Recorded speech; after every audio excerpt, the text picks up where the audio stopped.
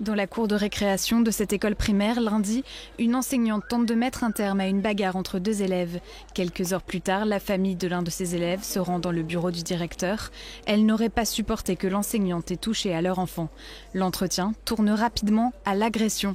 Insultes, menaces de mort, violences physiques. L'enseignante blessée est arrêtée pour 15 jours. Les autres parents d'élèves sont sous le choc.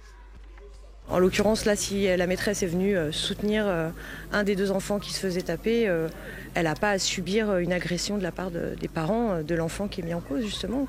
C'est une question d'éducation aussi.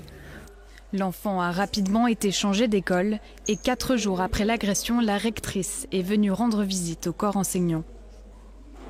Je condamne très fermement tout acte d'agression et de menace envers, bien évidemment, cette enseignante et envers tout enseignant qui serait concerné. Et c'est la raison pour laquelle nous sommes venus apporter notre soutien. L'enseignante agressée et menacée bénéficie d'une aide psychologique, d'une équipe de sécurité et une cellule d'écoute a été mise en place pour les professeurs. Des mesures insuffisantes selon ce syndicaliste.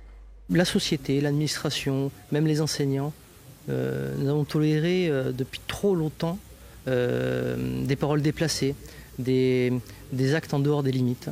Et là, il faut que ça cesse. Et il faut faire remonter à la hiérarchie et que la hiérarchie réagisse fortement et rapidement.